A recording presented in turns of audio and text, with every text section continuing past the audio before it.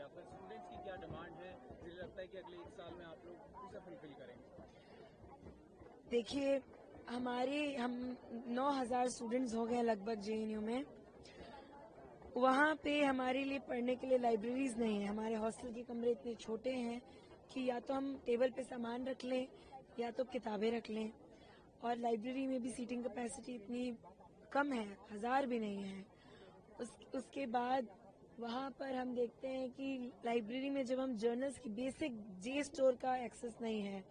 हमारे माननीय प्रधानमंत्री वन नेशन और वन तमाम फलाना ढिंकाना करते हैं, वन सब्सक्रिप्शन करते हैं।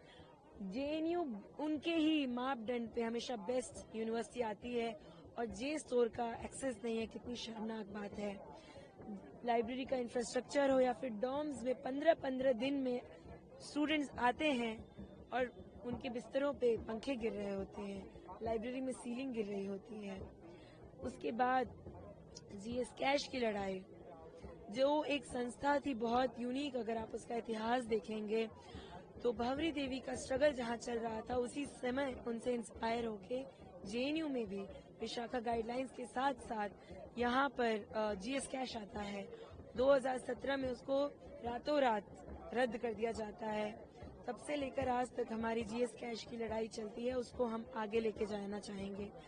एमसीएम में जहाँ लेफ्ट की लेगेसी है कि यहाँ पे स्टूडेंट्स को एमसीएम मिलता है, हमने लंबी लड़ाइयाँ लड़ी हैं एमसीएम को बढ़ाने के लिए, और जहां हम बढ़ाने की बात कर रहे हैं 2000 से 5000, वहां ये कह रहे हैं कि रैशनलाइज करके उसको और काट पीट करेंगे, खत्म करेंगे।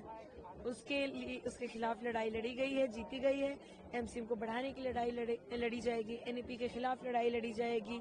तमाम मुद्दे हैं सीपीओ मैनुअल के खिलाफ, जहां हमारे साथ ये दमनकारी नीतियां, इनको पता है कि स्टूडेंट्स के खिलाफ इनकी नीतियां हैं, तभी ये सीपीओ मैनुअल लेकर आते हैं ताकि हम आवाज ना उठा पाए। उसके खिलाफ होगी। पिछले कई मौकों पे आपको मौका मिला है यहाँ पर, लेकिन क्या जिस तरीके की मांगे लगातार उठाई गई हैं, लेकिन कुछ फल निकला है? आप जी, देखिए, इनकी जो नीतियां हैं रोजाना ये नए शगुफे छोड़ते हैं। चाहे आप देखिए पिछले यूनियन जो 5 महीने का यूनियन था, वहाँ पे रातों रात पीएचडी स्कॉलर्स को बोला जाता है कि 4th ईयर के बाद आप अपना रूम खाली करो। यूनियन को भूख हड़ताल पे बैठना पड़ा था। चाहे बराक हॉस्टल 3 साल से बनके खड़ा था, उसको खुलवाना कितनी बड़ी बात थी, लेकिन नहीं खोल रहे थे। उसको खुलवाया यूनियन ने। जून में जो नेट का एग्जाम देते हैं स्टूडेंट्स, कहते हैं ये कि हम नहीं उनको एडमिशन लेंगे। लड़ा यूनियन ने और इंश्योर कराया कि जो भी साथी चाहते हैं एंट्रेंस, अगर वो एलिजिबल हैं जून के तहत भी, वो लेंगे। एमसीएम को रद्द करने के लिए रैशनलाइजेशन कमेटी बनाई थी, वीसी मान भी नहीं रही थी। पहले तो उनको मनवाए कि आप झूठ कह रही हैं, फिर उसको रद्द भी करवाया और आगे उसको बढ़ाएंगे।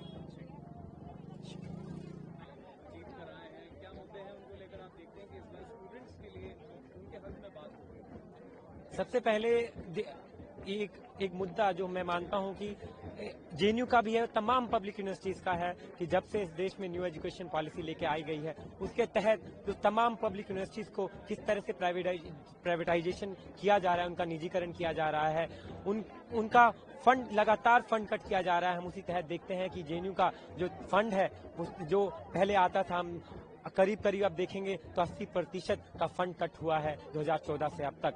तो हमारी लड़ाई है उस फंड कट के खिलाफ, और हम सबसे पहला इस यूनियन की प्राथमिकता होगी कि उस फंड कट के खिलाफ, उस जो निजीकरण यूनिवर्सिटीज का हो रहा है उसके खिलाफ एक छात्र आंदोलन खड़ा किया जाए इस देश भर में और जेएनयू में। और सरकार से हम जवाब मांगेंगे और उनको बोलेंगे कि शिक्षा जो हमारा अधिकार है हम उसको लेके रहेंगे।